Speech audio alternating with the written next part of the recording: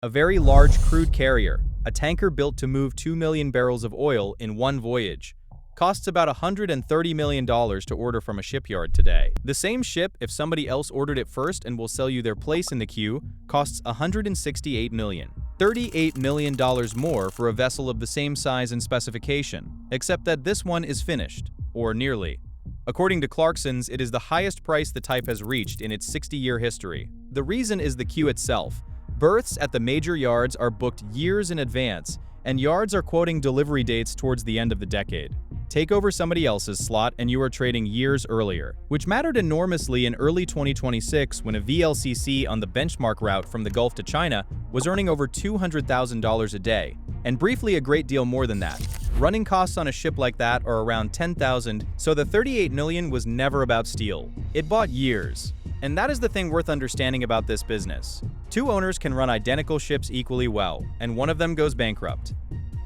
That $200,000 a day needs unpacking, because it is not a check anybody writes. There are several different businesses you can run with the same hull, and they carry very different risks. The simplest is the time charter. Somebody hires your ship for a fixed period and pays an agreed daily rate. They supply the cargo, the fuel, and the port charges. You supply the vessel, the crew, the maintenance, and the insurance. The income is predictable, and so is the ceiling on it. Below that sits the bareboat charter, where the charterer takes the vessel alone and provides everything else, crew included. At that point, the owner has stopped running a shipping business and started renting out an asset. Then there is the spot market, which is where the enormous numbers come from. You are paid to carry one cargo from one place to another, and you cover everything: fuel, port dues, canal fees, delays. When a voyage goes well, the earnings are extraordinary. When the ship sits waiting for a berth, that is the owner's problem. There is a fourth option for owners who want the spot market's upside without betting everything on their own ship's luck. They place the vessel into a pool run by a commercial manager alongside dozens of similar ships. The pool markets them collectively and divides the earnings by formula, so a bad voyage is absorbed across the fleet rather than landing on one owner. It smooths the peaks as well as the troughs. Because every voyage is different, the spot market gets quoted by converting each one into a daily figure, a calculated residual showing what the trip worked out to per day once the voyage costs came out. Against that sits roughly $10,000 a day of running cost: crew, stores, lubricating oil, spares, repairs, surveys, insurance, and a management fee. Crew is usually the largest single item by some distance. That bill arrives every day of the year, whether the ship is loaded, empty, waiting, or in dock for its 5-yearly survey. And analysts typically model a tanker as earning for about 350 days to allow for it. How far that daily figure moves is the entire business in one data series. In November 2025, implied daily earnings for a VLCC climbed above $100,000. By the first week of January 2026, they had collapsed to under $40,000. By the 26th of February, the Gulf to China route was assessed at $209,000.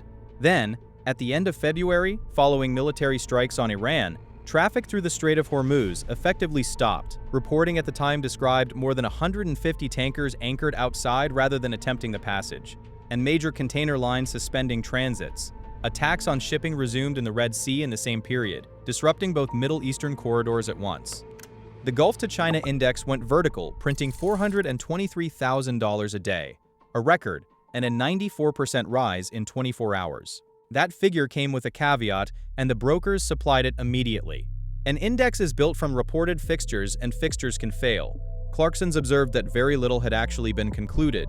Braemar reported rumors of business at those levels, but could not confirm any of it. By April, Clarksons had recalculated the averages behind its VLCC assessments because the war had rerouted the trade so thoroughly that the old benchmark no longer described the market. The mechanism behind all of it is worth being precise about, because it is not the obvious one. The fleet did not shrink. Every ship afloat in February was still afloat in March. What changed was how many would enter the Gulf at all. War risk premiums rose, owners and crews declined the passage, and the ships still willing to load priced accordingly. Further west, cargoes bound for Europe took the long way round the Cape of Good Hope, tying up tonnage for weeks longer. In both cases, the fleet stayed the same size. What changed was how much of it anyone could actually use. The obvious response to rates like that is to build more ships, and this industry cannot do it quickly. Not because construction is slow, a very large crude carrier takes somewhere between a year and 18 months to build. The problem is the queue. And by mid-2026, 150 VLCCs had been ordered in 6 months, on top of a contracting pace already running near record levels. Every one of those bookings pushes the next available slot further out. So demand for tanker capacity can change in 48 hours, and supply answers years later. Everything that follows comes out of that gap. Whether the premium for jumping that queue is worth paying depends entirely on what happens next, and the arithmetic shows why. Take one tanker bought in early 2026 for $168 million and run it at 3 different rates. These are illustrative figures. They ignore financing, tax, and off-hire.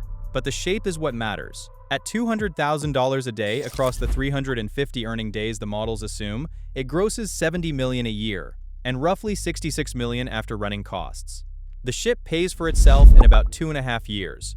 At $50,000 a day, a strong market by any historical standard, the same hull grosses $17.5 million, or about $14 after costs. Payback stretches to 12 years against a working life of around 20. At $25,000 a day, which is unremarkable rather than a crisis, it earns roughly $5 million a year. The ship will be sold for scrap long before it has paid for itself. Same steel, same engine, same crew, same route. What changed is the market the ship happened to be trading in, and the owner fixed their side of that equation, all $168 million of it, on the day they signed. Now put the financing back, because almost nobody buys a ship outright. A vessel is typically bought with a mortgage against the hull, with the owner's own capital covering part of the price, and the bank supplying the rest. That cuts both ways, and it is why this industry produces the outcomes it does. On the upside, an owner who put in a fraction of the purchase price and bought at the right moment is not waiting 2.5 years for payback. The debt is being serviced out of the earnings, and the return on what they actually risked comes far faster than the headline figure suggests. On the downside, the loan does not care what the market is doing. Interest falls due whether the ship is earning $400,000 a day or sitting at anchor earning nothing, and it sits alongside the $10,000 a day of running costs that never stops either. An owner who bought at the top and finds themselves trading at $25,000 a day has a more serious problem than a weak return. They are failing to meet their obligations, and the bank holds a mortgage on the only asset they have, which is what separates this from most businesses people are familiar with.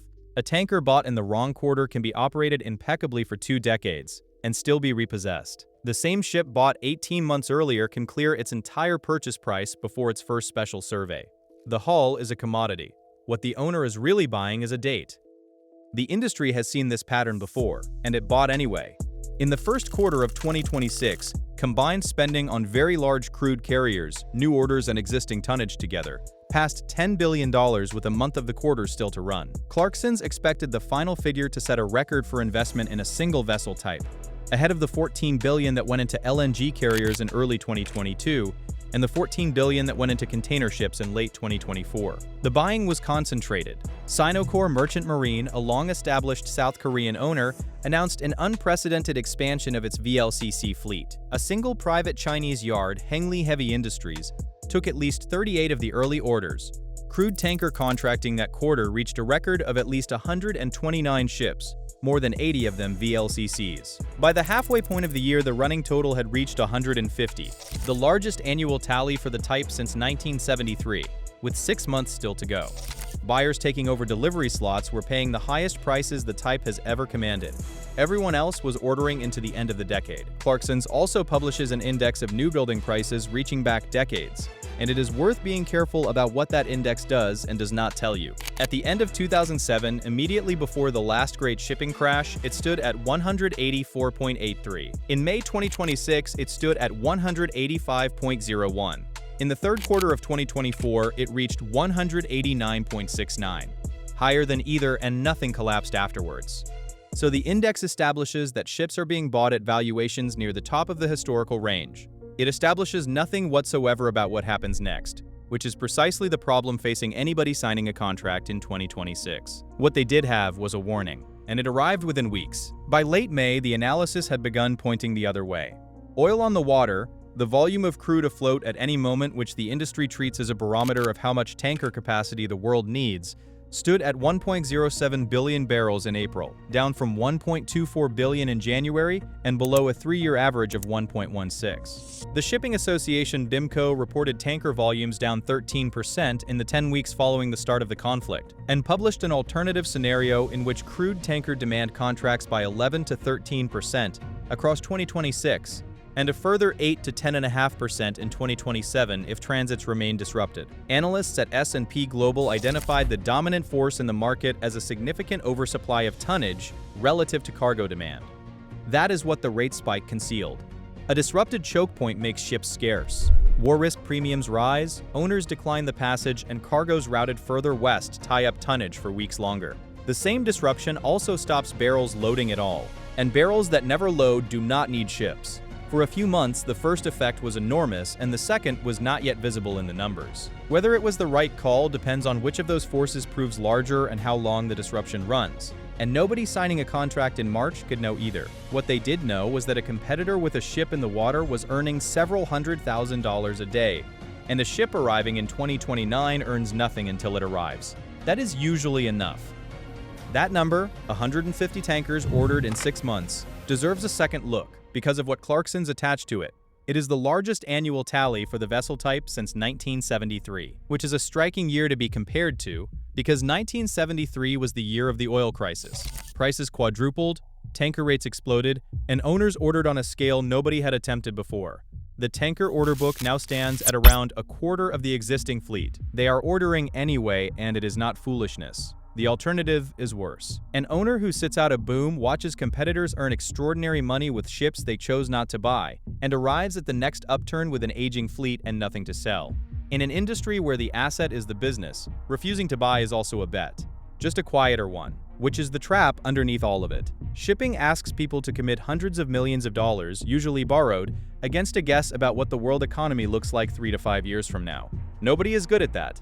Nobody can be. And because everyone receives the same signal at the same moment, they all order at once, and the ships all arrive at once, into a market that has usually moved on. So the hull is a commodity, the crew can be hired, the management outsourced, and the freight rate is set by forces no individual owner influences. What is being bought for $130 million or 168 is a date. As of the middle of 2026, that bet is winning.